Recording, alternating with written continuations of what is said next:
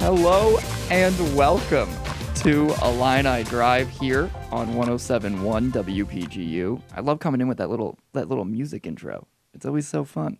I feel like we didn't do that last year. So that's not something that lovely producer Tati Perry brings to the table, right, Tati? Happy to bring new things. Oh, that's lovely. One whole sentence out of her is great.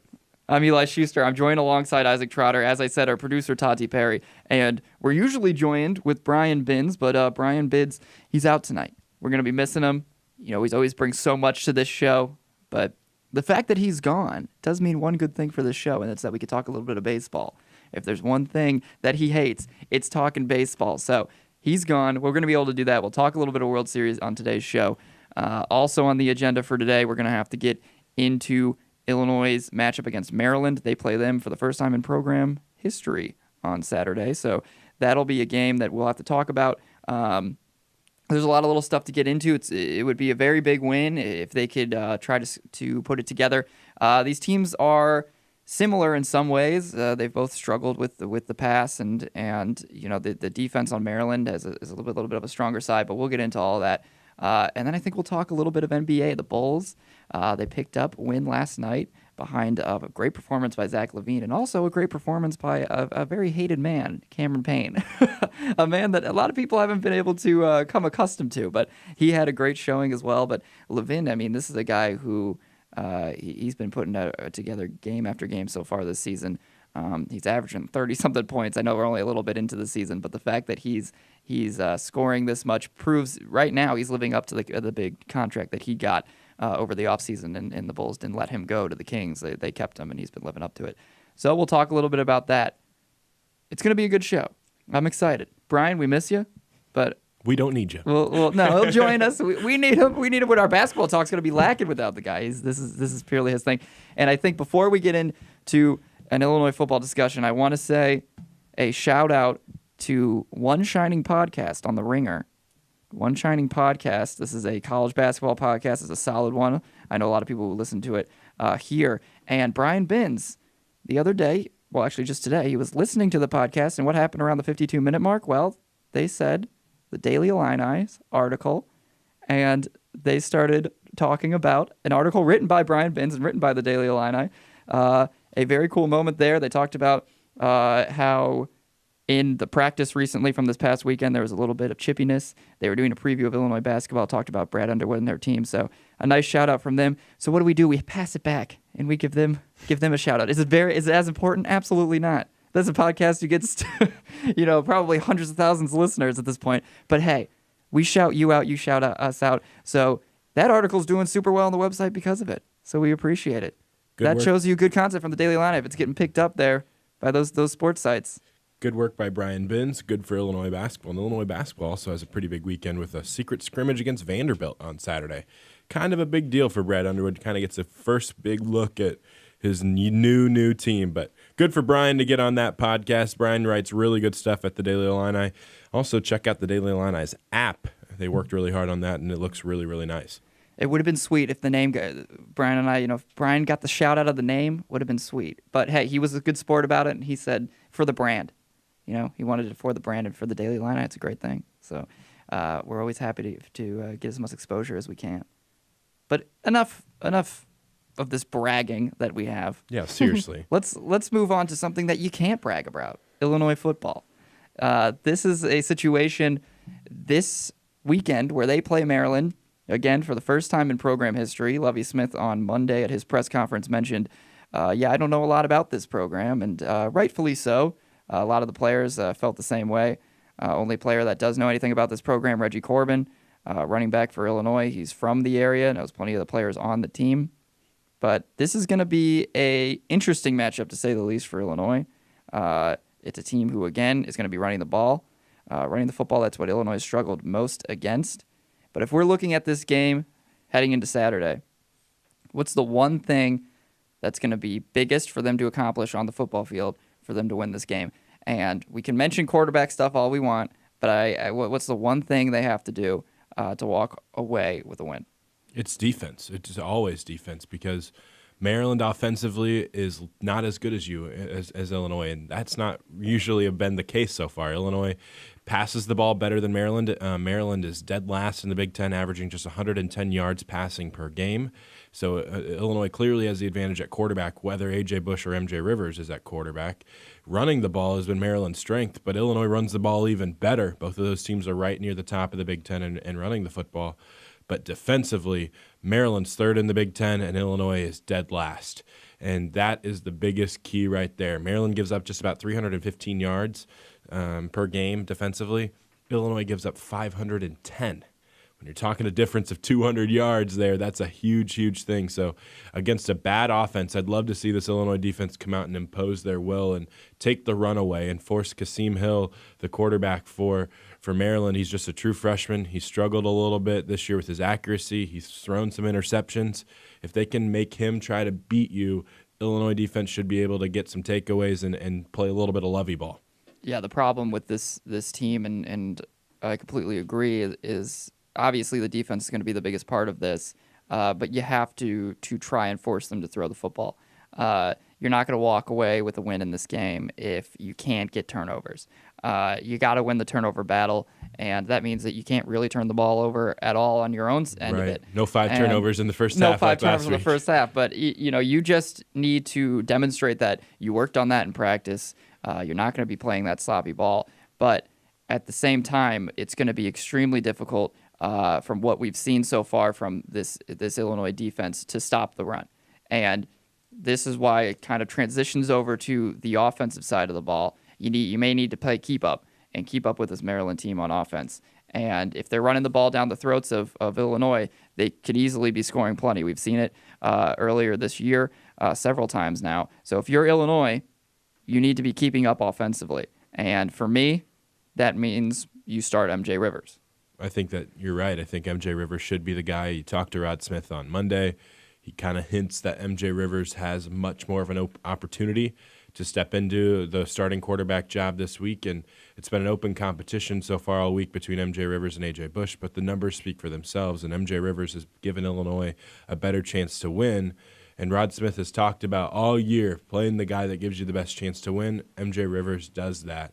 So I'd expect him to be under center on Saturday. It'll be a big challenge, too, for this Illinois offense to rack up yards against this Maryland defense, because this Maryland defense starts, every single guy that starts is a junior or senior.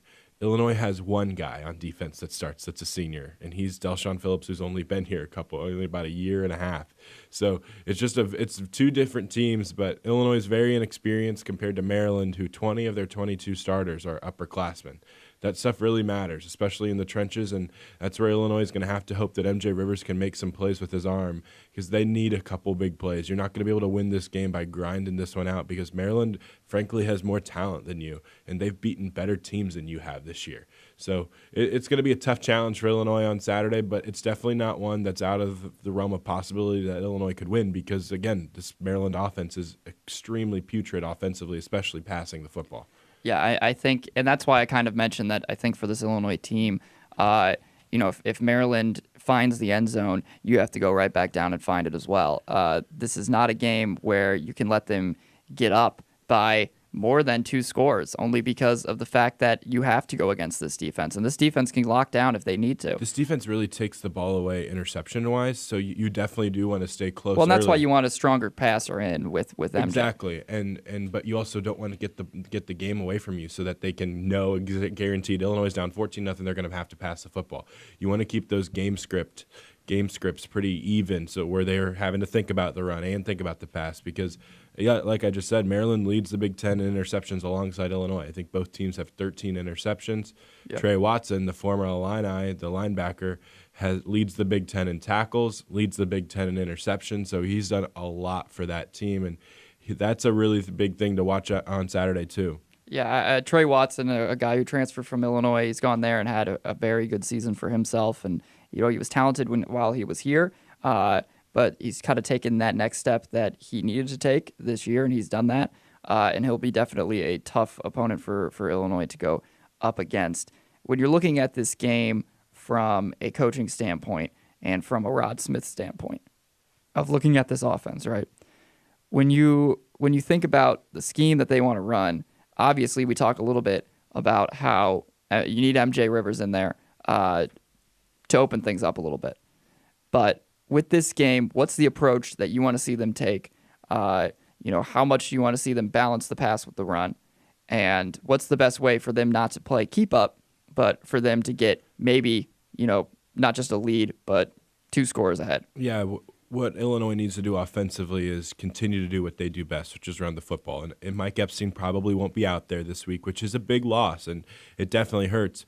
But Reggie Corbin and Rayvon Bonner and Dre Brown have all proved that they can run the football extremely well. So if you continue to start with the run, that will really help MJ Rivers settle into the game. And then as the game proceeds, Rivers taking that deep shot down the field is something that I think could be there for this Illinois team, because Maryland gives up some big play yards defensively.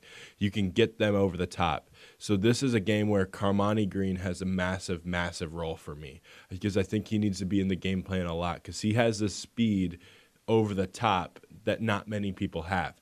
And Illinois has done a decent job setting him up. He'll do a lot of those comeback routes real quick, 8 or 9 yards. That's setting defenders up for that double move deep down the field. It'll be there. It's just up to MJ Rivers and Carmani Green to really connect on those, because Carmani struggled with drops. You talked about that a lot early in the year. He struggled with drops, and then, when A.J. Bush was back there were a couple deep balls that weren't really in his area. It wasn't really catchable for him, but they'll be there on Saturday. You just got to come up with 1 or 2 of those. Another guy who's struggled with drops this season is Ricky Smalling. And when I think about this offense on Saturday, I want them to be running the football. I think that's clear. I think that's something that everyone can agree upon. And that's what I expect that we will see. But I think you're also going to get into a situation where you're going to have to pass, because I see this team being down and I see them having to go to the pass. And if you do, I think, Carmani Green's, I think, a big piece of this offense. I've mentioned that a lot on the show, and I love his speed, and I think he's gotten a lot better. But in this game, and the guy who you thought was going to be the guy this year and who hasn't been so far is Ricky Smalling, I would love for them to be able to target him and for him to kind of have a bounce-back performance, because in this game where you may very well be into a situation where you have to throw, or you're going to be in a couple 3rd and longs. And if you're in that, I want to see them going after Ricky Smalling, and I want to see it just – and even if that means the first couple times that they had his way, it's on a quick slant route or whatever it is, just to get him to catch the ball, have him feel the ball in his hands. Sometimes that's all it takes. And I think that this could be a nice game for him potentially if they have to turn that route. And if you're going on the long ball too, you trust Carmani Green's speed to potentially get away from the defender, but Ricky Smalling, that's a guy who we know can handle the jump ball, and I'd love to see it thrown in his direction too. So we've seen a little bit of a spark from Ricky, I'd say, as of recently, but I think it's time for a receiver on this team to have a big time game. Anybody other than Trenard Davis, none of these Illinois receivers have stepped up and had big-time performances like we kind of expected Ricky Smalling to have. And, I'm kind of right there with you. I think Ricky Smalling has all the talent in the world, but I think it's mental a little bit right now. A.J. Bush and M.J. Rivers haven't given him the best chance on certain balls early in the year, but there are certain plays that you expect Ricky to catch that. There's a play in the end zone last week against Wisconsin. One-on-one, Ricky catches that ball last year. But this year he drops it, and he had one like that against earlier in the year as well against Rutgers, and then he had against Wisconsin last week. He had a quick slant route like we were talking about. Bad throw by A.J. Bush is kind of over his back shoulder, but Ricky doesn't even look the ball in, and if he had looked the ball in and caught the ball and with a better pass from A.J. Bush, that probably goes 65 or 70 yards to the house for a touchdown. So Ricky Smalling does need to be involved in the game plan. Rod Smith is trying to get him involved in the game plan, and it's up to get that Ricky's confidence back, because when Ricky is confident and when Ricky is out there just playing football, I think he's one of the top 10 to 15 receivers in the Big Ten. I think easily, and I think we saw that last year, and we expected him to be again, easily a top 10 receiver in the Big Ten after the performance that we saw him put up last year with terrible quarterbacks. Right. And it's kind of shocking that, honestly, when A.J. Bush has been playing in the game, that with his arm and kind of the troubles he has personally with throwing the football, that they haven't targeted Ricky more. And, part of that goes on Ricky. Part of that goes on him getting the separation, him letting A.J., see him and the connection that he personally has with A.J. But I think that there's got to be a game coming up soon where a receiver does some of the work. And I think that when you're looking at the games they have lined up, that, yeah, you could say it could be ones in the future because they're not playing as good of a defense. But I think you're going to be turning to the pass more in this game because of the fact that you're playing a good defense. And for that reason, this should be a game where a receiver finally breaks through. Yeah, I mean, I see what you're saying there, but Maryland's strength of their defense is definitely in their cornerback play and in their safety play. They have two guys out there that are probably all Big Ten players. Their safety's really good, and their nickelback is really good. And Ricky runs a lot of his routes in the slot sometimes, so that's where they could get matched up a little bit there too. So I do think that the passing game is going to be involved a lot, and with MJ Rivers, I think you have to go with your quarterback strength. I think what we saw when A.J. Bush is in there, Illinois definitely had a little bit more designed quarterback runs. Now with MJ Rivers back there, those might be a little bit down. That number might be a little bit down, and you have to pass the ball because that's what MJ Rivers is really good at. So I want to see how that works. I'm hopeful that MJ Rivers won't be used strictly as a passer because I think he can do some things with his legs. I think he can run, yeah. Yeah, and he showed a little bit of that explosiveness and agility against Wisconsin. Well, the fact that he could keep up with Reggie Corbin going 80 yards down the sideline, yeah, it shows the speed that he has. And also, he was a runner in high school. Sure, he put up plenty of yards. Yeah, this guy, it's not like this guy can't run. And he's honestly, not A.J. Bush, but he's certainly not, he's not A.J. Wes Bush, Lunt. but he's pretty, he's not A.J. Bush, but also, I mean, he is a mobile quarterback. At the end of the day, he is. And I don't think, we talk about his arm so much that people may not realize that this guy is, I mean, if you're scouting him and you're looking at him as a recruit, he's a mobile QB. And we haven't seen him take off like A.J. Bush, who's kind of more of just a runner than he is a QB.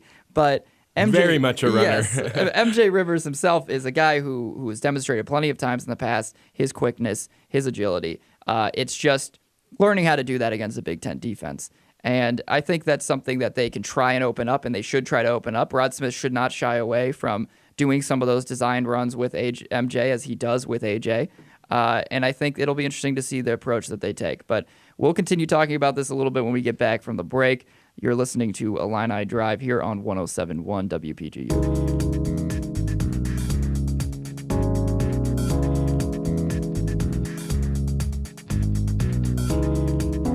Hello and welcome back to Illini Drive here on 107.1 WPGU. During that break, we were just trying to talk a little bit about how to fade us in, fade us out. Tati learned her producer stuff over there. Tati, how's it going? It's I'm learning things. Okay, that's all we can do. We learn here at Illini Drive. We're She's about the to get master real of the fancy. board. We provide knowledge to all of you out there and analysis, but then we're also learning in here. That's just we're good at it. We're a bunch of learners. So before the break, we were talking about Illinois football, and they play Maryland on Saturday, and they will be meeting for the first time in program history. We just discussed a little bit about Maryland's defense, third in the Big Ten. They've been playing very, very well on the defensive end, but on the offensive end, they really, really struggle. For Illinois, it's a little bit of the opposite.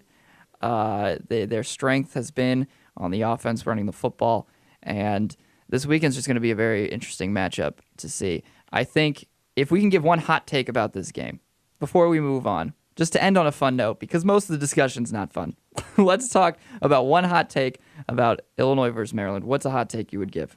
Ray Von Bonner leads Illinois in rushing. I know that Reggie Corbin's been really good this year, and I think he'll have a solid game, but I think Ray Von Bonner can do some things in between the tackles, and he's had a really kind of quietly solid year this year. He was okay last year as a true freshman, had his moments where he played pretty well and led the team in rushing touchdowns, but he averaged only 3.0 yards per carry.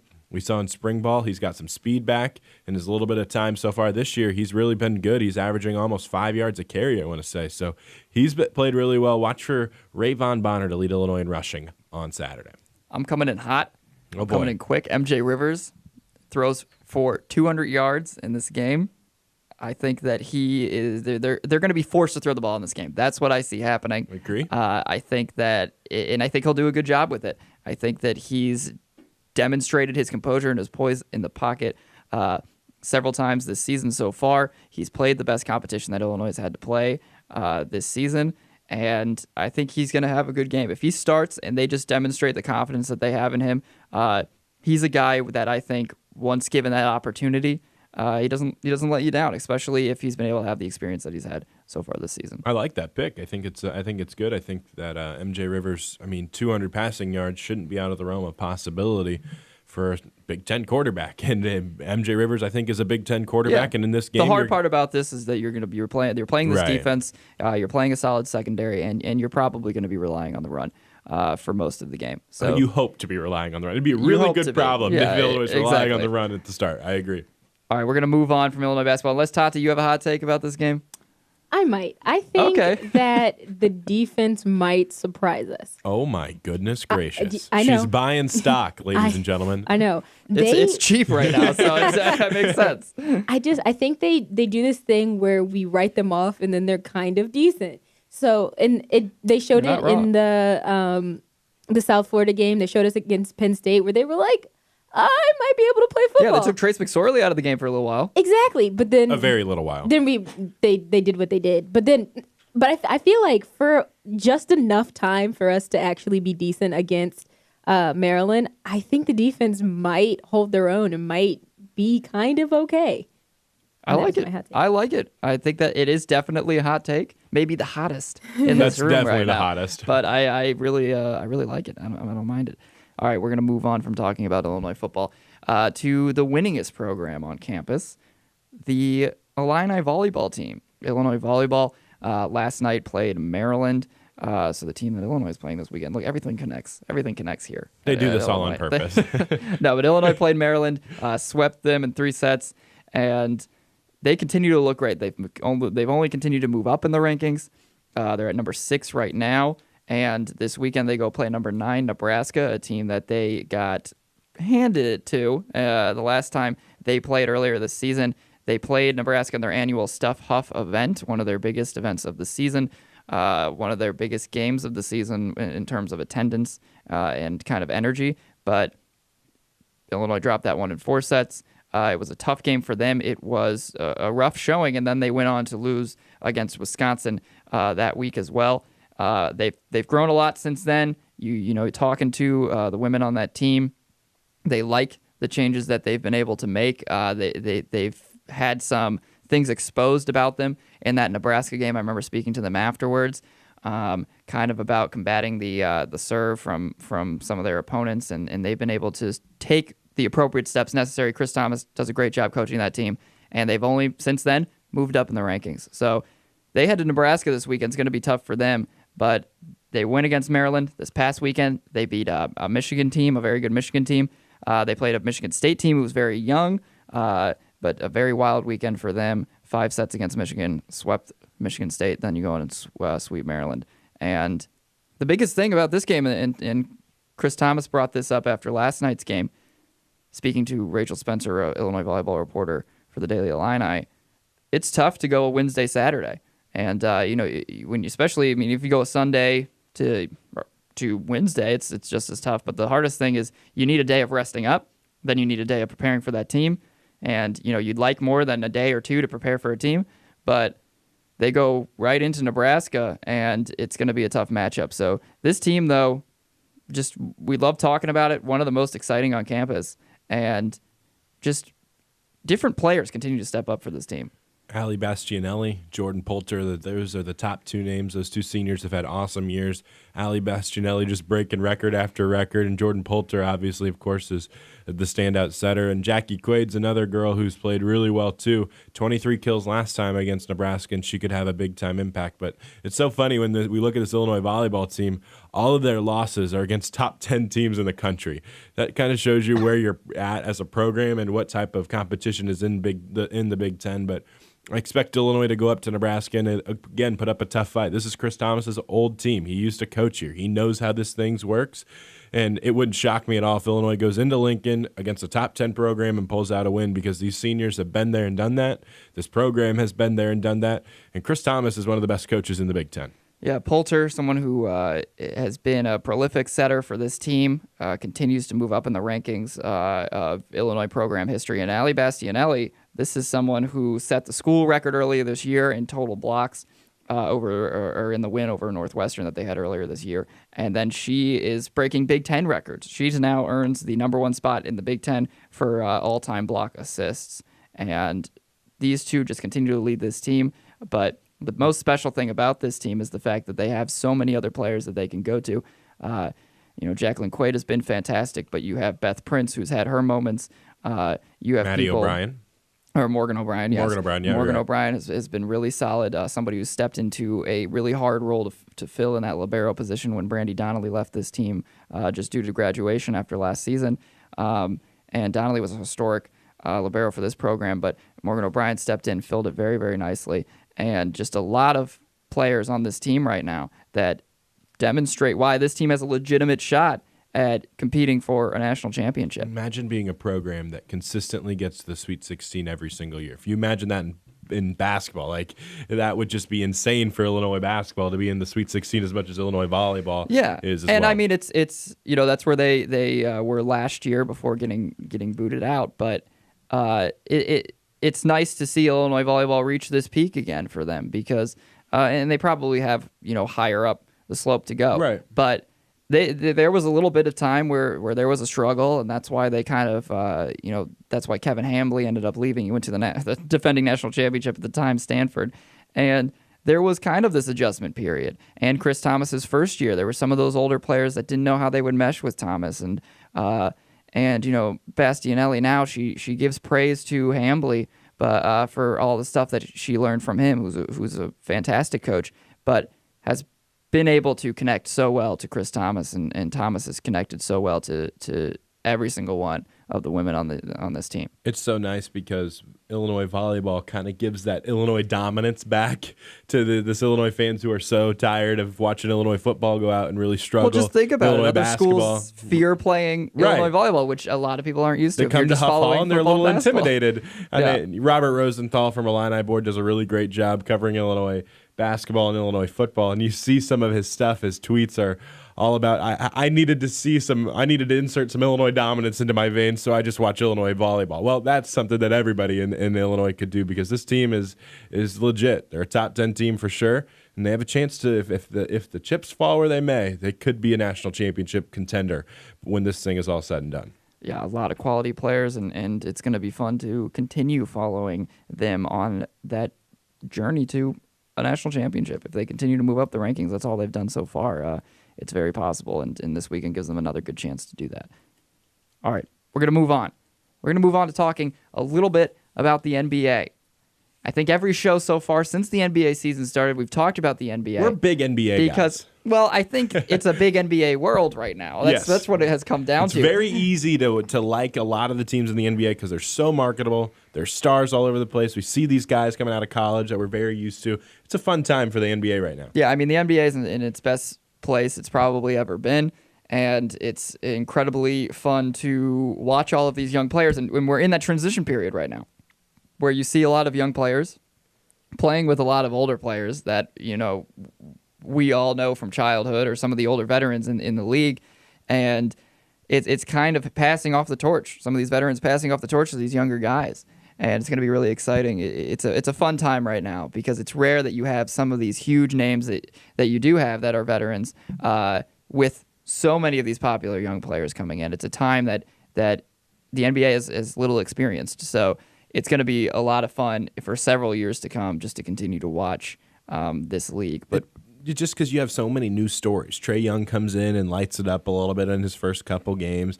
Steph Curry continues to do what he's doing. Dropped 51 last night, including some ridiculously long threes.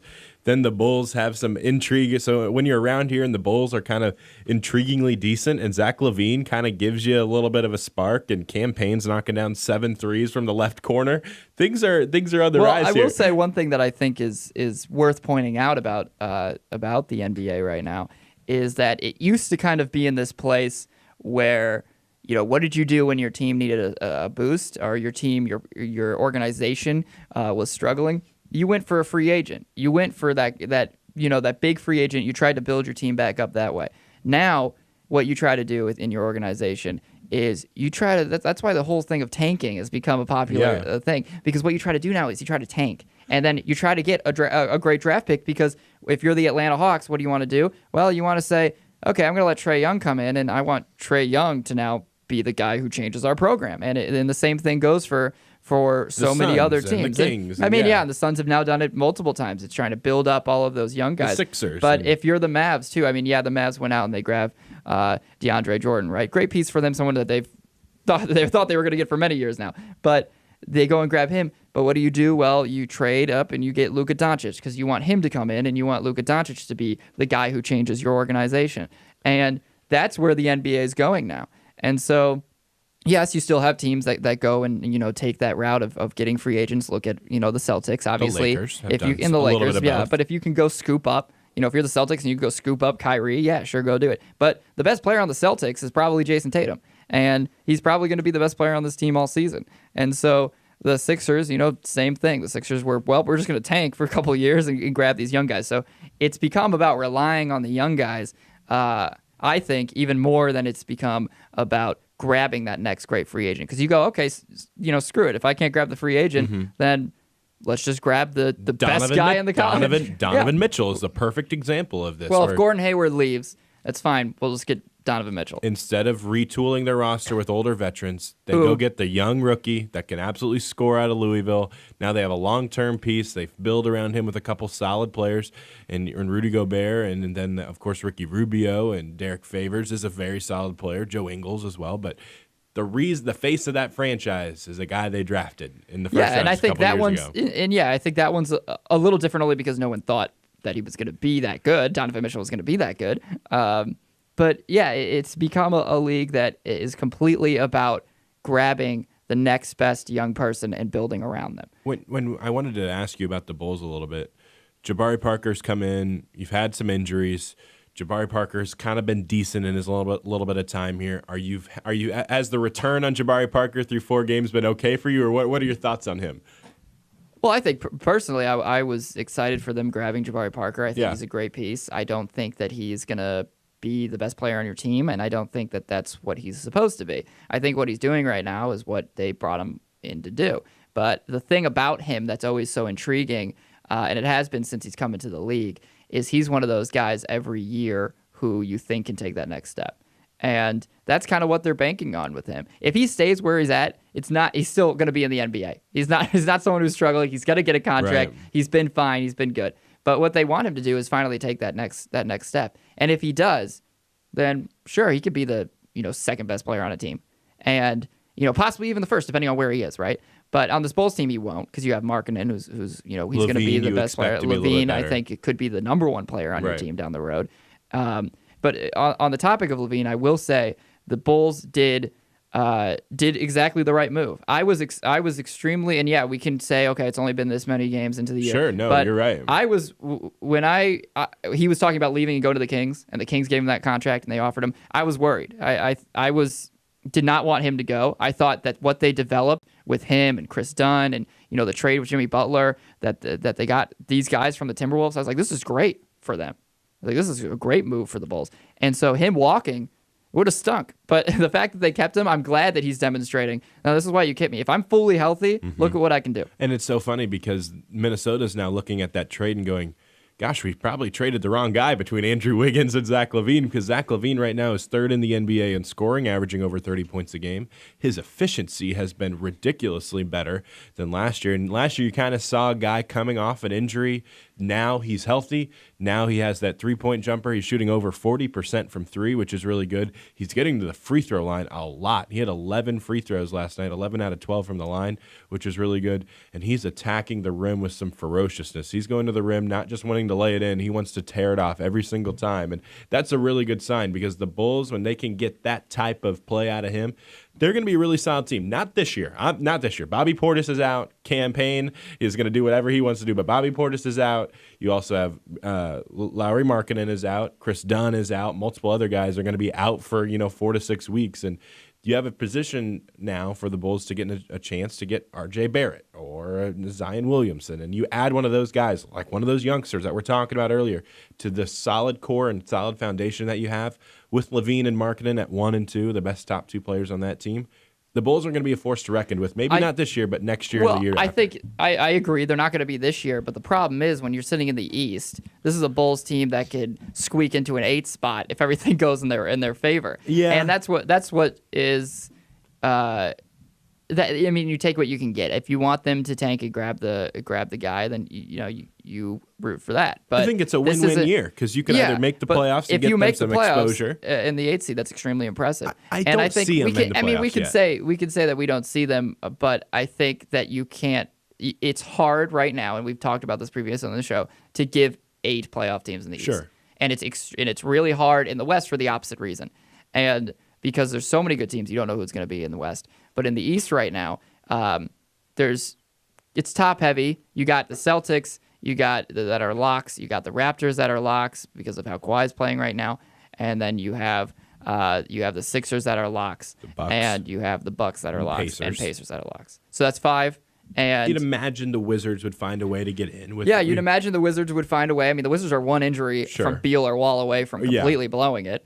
Because those are your two guys. If those two can finally connect, then it's going to be a crazy season. But for after them. 6, it's a wide open that's field. The problem. It's wide open, and I think that if everything goes right for the Bulls and everyone finally gets healthy, I mean, this is a team that can find their way squeaking into it. And would they get crushed, in the early on? Yeah, of course. They would lose the first round easy. But that's the problem right now with the East. And it's hard to sit here and give 8 teams that are worth making it. And there's going to be a surprise team. I mean, it's going to happen out of the East, and it'll happen in the West too, because someone's going to have one more win than the next guy in the West, which is so competitive right now, and squeak into the playoffs.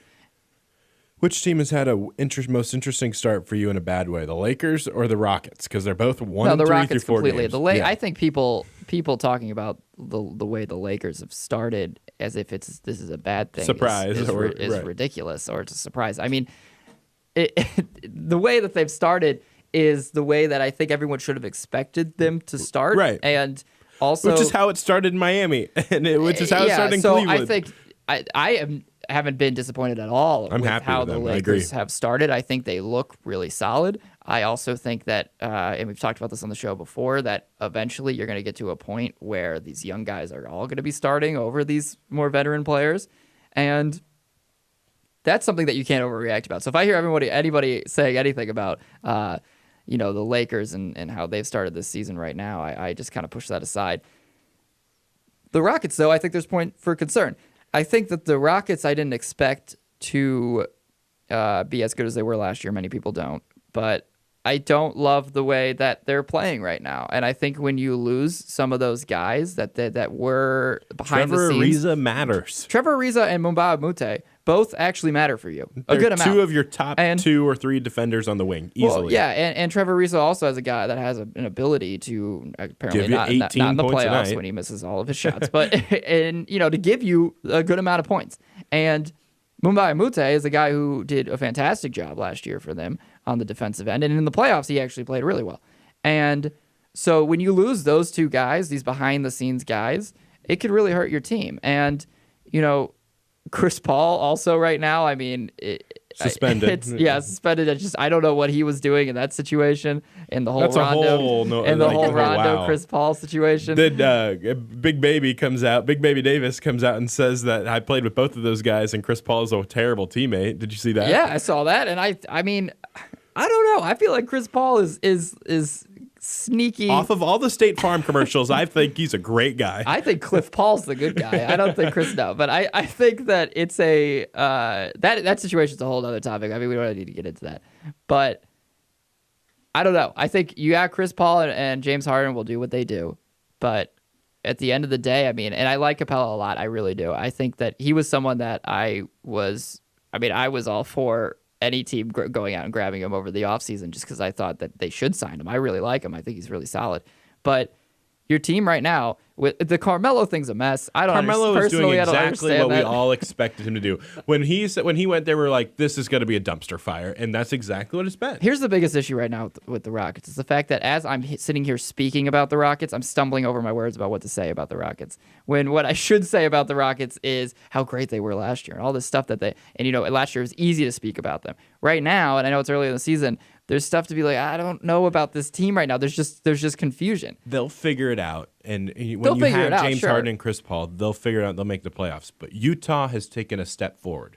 Oklahoma City, if they get a full healthy year with all their pieces, they'll take a step forward. The rest of the West is taking a step forward. I think the Spurs are I think the Spurs better are an team easier. than what I think they the were Spurs last year. are an easy playoff team this year. I mean, for me, I think that at the top of your Western Conference, right? I think you have the Warriors. I think you have the Thunder.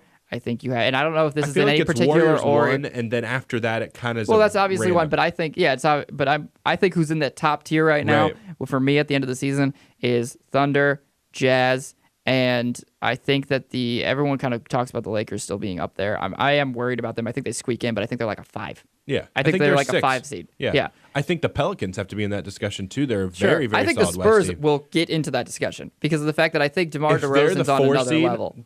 I think that's absolutely accurate where they could be at. Yeah. So if we were going our way too early West predictions of the 8 teams that made it, Golden State's in, Utah's in. I'll stop you right there. We'll talk about this after the break. I think this is a just good shut thing me we'll get down. into. Okay. Yeah, No but problem. we'll leave you on that cliffhanger. We got to take a short break, so we're going to do that real quick. You're listening to Illini Drive here on 107.1 WPGU.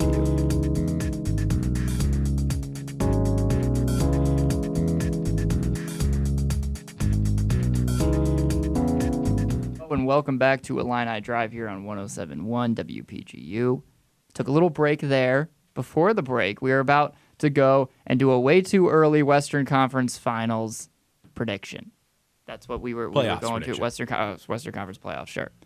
And it's tough. I mean, we were talking about it. We were talking about both conferences are tough, and for the opposite reasons. You have the Eastern Conference, who you don't know who's going to be good and who's going to make it, and then you got the Western Conference, who everybody you could make a case for every single person making it, except maybe the. Now Kings? you can make one for the Kings. No, We I could would say you definitely can make make one for the Kings. I would say Darren Fox. I like him too much. You can make one for the Kings. But sure, let's go through this. Let's give our 8. Let's see what we can do. All right, Golden State's 1. I feel like that's pretty easy. After Golden State, it's really a toss-up because I think Utah is certainly in the mix. San Antonio and Oklahoma City and Houston are all locks for me. I think New Orleans a lock for me. And there's 3 teams that really come down to those last 2 spots. And the 3 teams are the Lakers, the Denver Nuggets, and the Portland Trailblazers. Obviously important. When you have Myers Leonard, you're going to be an awesome team. I'm just kidding. But when you I'm saying when you have Dame Lillard and when you have CJ McCollum, those are 2 guards that can carry you. They were in the playoffs last year as a 3 seed. But again, the 3 seed and the 10 seed in the West last year was separated by about 2.5 games or 3 games total. So I would say that Portland and Denver and the Lakers are the 3. I'm going to put the Lakers in just because LeBron, and I think LeBron figures it out and wills away with some of these really young, intriguing pieces that they have around him. And I'm going to put Denver in ahead of Portland. I think Denver has the more well-rounded roster. Nikola Jokic is a very, very good player.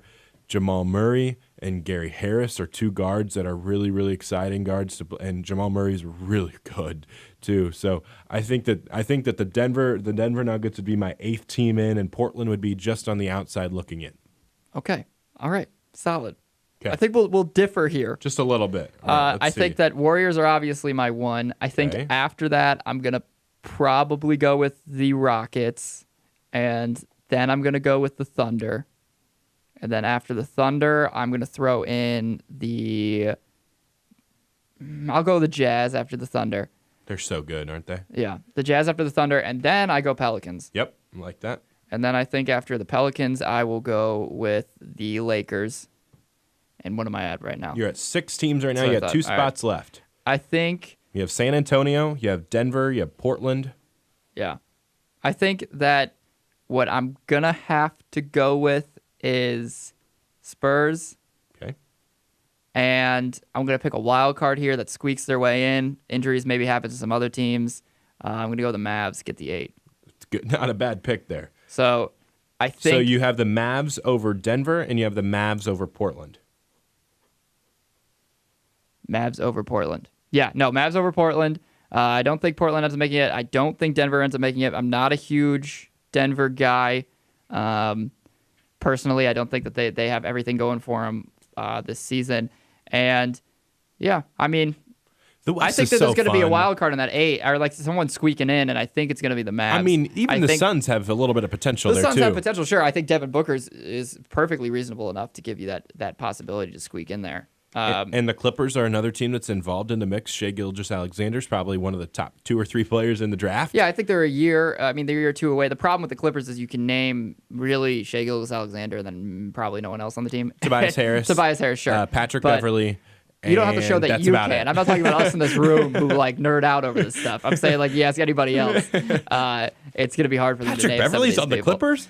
So, yeah, I think that's going to be my go-to. I can see the Mavs doing it. It's so funny because Portland, we both have Portland out of the playoffs. Yeah. But in the East, I think that they're a legit top 5 team in the East. Like, Portland's probably 3 in the East. I mean, it's possible. Yeah, exactly. Around there. Like, that's how good the West is compared to the East. But speaking of 2 conferences that are very different from one another, let's transition that to 2 leagues that are very different from each other with the World Series. Oh, we're talking baseball. You now. go and look at the Red Sox right now going against the Dodgers. I said before this World Series began, my prediction was Red Sox in 5. Isaac, you took the Dodgers. In You 7. did. I had You the took Dodgers in 7. What are you feeling right now about that? Yeah, I mean, I just think that what the Red Sox are looking like is the 108-win team, and they're on pace now to put together one of the best seasons ever in Major League Baseball history. I thought the Dodgers had some clear edges at certain positions. I thought that they were better at third base. Eduardo Nunez hits the 3-run homer off the bench in Game 1. Rafael Devers played really well in Game 2. Justin Turner, the third baseman for the Dodgers, has been okay, but not great. This Game 3 is going to be huge. Walker Buehler might be the best pitcher for LA on their roster right now. He's had the best postseason, undoubtedly.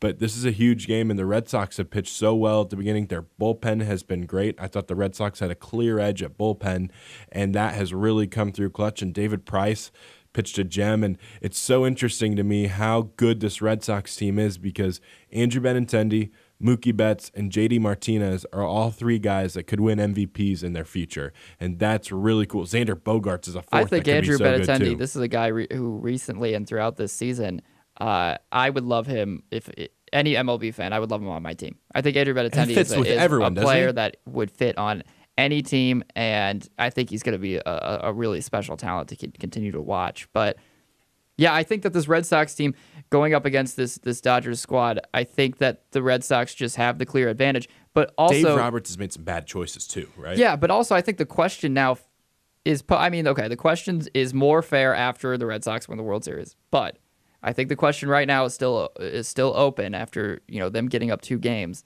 Would we have seen a better World Series from any other NL team? So you can look at the that's Brewers. a loaded question. Would we look at the Cubs? I think these people that were out early, would it be a better World Series? And I think that it could end up being one. I would have loved if the Cubs were in this because I think so too. Star power, just looking at stars. Yeah, not this season's Cubs team. I'm just kind of looking at it from what the Cubs could be, right? Because they had so many obstacles in their way this year. Just in terms of injuries and length of time that they were playing and all this stuff. But in terms of pure talent and what they have to offer, they're the most talented team in the National League and star potential wise. Yeah, Chris Bryant's a star. Anthony Rizzo is a star. Javi Baez has proved this year that he is a star. Those 3 guys right there. Wilson Contreras, I think, eventually could be a perennial all-star catcher. He already's kind of getting into that a little bit. Yeah, I mean, he is already a star, but he probably will be for at least a couple of years the best catcher in the National League. And if the Cubs were in this against the Red Sox, I think that would be a little bit more competitive.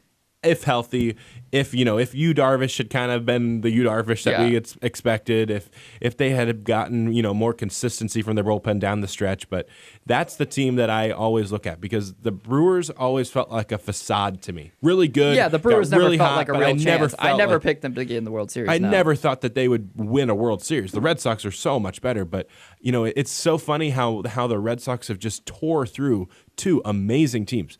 The Yankees won 100 games this year. People forget that. The Astros are one of the best teams that baseball's ever seen, and they just completely annihilated them throughout the AL side of the playoffs. So the Red Sox have looked really good. Dave Roberts has made some really interesting decisions for LA. Cody Bellinger needs to be in the lineup every single game. I don't care if it's a lefty on the bump. Cody Bellinger is deserved to play in this game, and you have to see how this Dodgers team responds because if you go down 3-0, it's over. Walker Buehler has to come out and pitch really well. I think that. Well, I mean, you bring up Dave Roberts, but you have to talk about Alex Cora. He's been fantastic. Everything that he touched turns to gold. Yeah, I mean, this is a guy who came into this Red Sox team, and it feels a little bit like a Steve Kerr Warriors situation where he was handed a great batch, and you're kind of sitting there and you question yourself and you go, wait, is he a great manager, or is it because he was handed a fantastic JD team? Martinez. But in this case, I think that he's just a fantastic manager, and I think that he's someone who gets it. He knows the game so well. I think, unlike a Steve Kerr situation, that team goes on and wins a couple national championships. But with Alex Cora, I mean, he's right away from getting one of them, and as the manager for the Red Sox, and I just think that he's someone who is going to be there for a long time, and Boston should love. I mean, it's. I just love kind of this what we're seeing in a lot of sports right now, but this wave of kind of these young coaches, and they relate to the players better. And I Alex think Cora can speak the language of the Latino players that he has on his roster. It just makes a fun. It just makes this fun vibe. I think it makes a fun vibe on your team, and you see when these teams have young coaches, what happens? They're kind of the more explosive, fun teams to watch because they have a bunch of young players. And so I love watching it. And it's not just they're a young team and they're not doing good. They're a young team and they're doing really well. And let's be honest, over 162 games, Alex Cora's value continues to grow. And it's not just 162 games regular season. You're talking about, I mean, they've had the playoffs now. They've had a couple series in the World Series. Like, you're about 180 games into this thing. And what Alex Cora has done this year has been remarkable. And him and Dave Roberts becoming the first two minority managers to manage against each other in the World Series that's a really cool story. But that doesn't take we shouldn't look at that and take anything away from what these guys do on the field. And Alex Cora's pushed the right buttons. He's puts Nathan Eovaldi into the bullpen, who was a starter before, has always been a starter. He's been terrific in the eighth inning. There's 100 miles an hour with an 86-mile-an-hour devastating cutter that he can throw right on the black. Like, there's just some really, really good pieces that he's done. And again, this Boston Red Sox lineup is stacked and loaded, and they have all the talent in the world, and they look like the best team in baseball. Yeah, I will say the biggest reason I picked one of the biggest reasons that I picked the Red Sox to take this 1-5, obviously you give part of it to just how talented this team has been. I was proven wrong when I said that I didn't think that they would make it to the World Series, only because it's so rare that you see it. But that's a huge reason. But also, I think that we've just been given two really great World Series in a row, and I think we're due for not a great one. And this is not a great one. This is the off year, and then next year we'll get back to the Cubs. I mean, it happens every couple of years. There's always going to be one where it's not a great series. One team just completely crushes the other. And right now, the Dodgers look like no match for the Red Sox. Right now they look like no match, and they're trying. You can tell they're trying their hardest, but at the end of the day, there's nothing they could do. They just look beat. And it tells you a lot when the Red Sox leadoff hitter is Mookie Betts, who's going to be the AL MVP, and the Dodgers leadoff hitter is a grizzled Brian Dozier. That tells you a whole lot about the difference in these teams right now, and that's why Boston has the advantage. But I think this is our off year in terms of a great World Series, and I'm okay with that. I accept that. Next year, the Cardinals will be in the Rangers again in a 7-game series. Wow, that's rare.